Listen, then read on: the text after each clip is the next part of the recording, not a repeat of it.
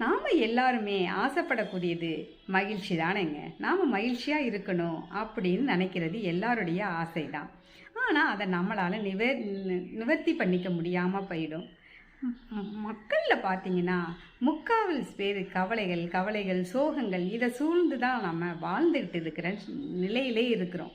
அதெல்லாம் வச்சு விட்டு எல்லாருக்கும் கவலைங்கிறது இருக்க தான் செய்யுது. அதையும் தாண்டி நாம் மனசை எப்படி மகிழ்ச்சியாக வச்சுக்கலாம் அப்படிங்கிறதுக்கு சில டிப்ஸ் நம்ம ஃபாலோ பண்ணாலே போதுங்க.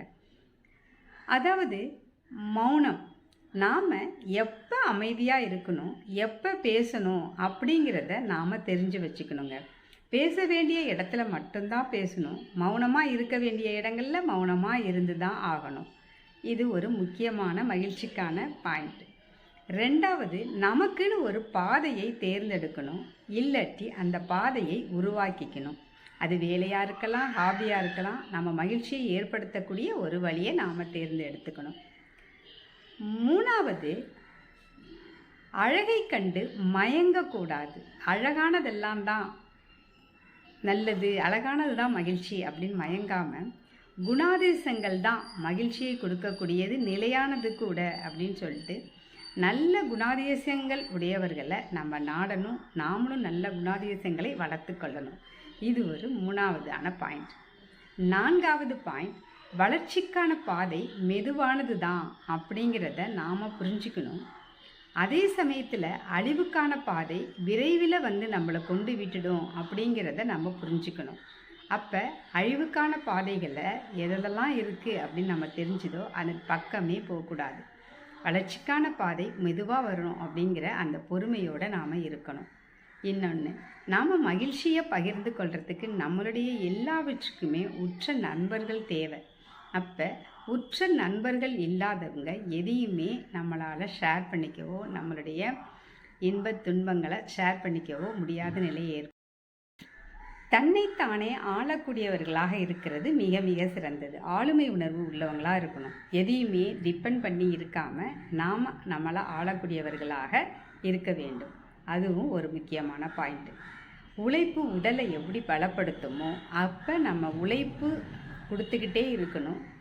அது நம்ம உடம்பை பலப்படுத்தும். அதை மாதிரி சோதனைகள் தான் நம் மனசை பலப்படுத்தும். அப்போ சோதனைகளை கண்டு கலங்கிடாமல் அது நம்ம மனசை பக்குவப்படுத்துறதுக்காக அப்படின்னு நம்ம அதை அக்செப்ட் பண்ணிக்கிற மனநிலையை உண்டாக்கிக்கணும். யதார்த்தத்தை விட கற்பனை தான் பலரும் அடிக்கடி துன்பப்படுகிறார்கள். உண்மைதானே? நாம் எப்பொழுதும் கற்பனைகளில் தான் துன்பப்பட்டுக்கிட்டு இருக்கோமோ இல்லையே, யதார்த்தம் ஒன்றா இருக்கும். அப்போ கற்பனைகளில் துன்பப்படுறத நிறுத்திடணும். யதார்த்தமான வாழ்க்கையை வாழ்ந்துட்டுருக்கணும். சில பேர் பார்த்திங்கன்னா அந்த கற்பனையில் அதிகமாக இருந்துட்டு அதில் பற்றி கவலைப்பட்டுக்கிட்டே இருப்பாங்க.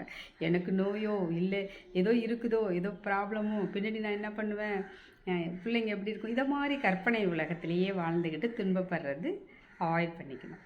அடுத்தது, உண்மையான மகிழ்ச்சி எதில் இருக்குது அப்படின்னு கேட்டிங்கன்னா, எதிர்காலத்தை பற்றி கவலைப்படாமல் நிகழ்காலத்தில் சந்தோஷமாக வாழ்ந்துட்டு போயிட வேண்டியது ரொம்ப ரொம்ப முக்கியம்.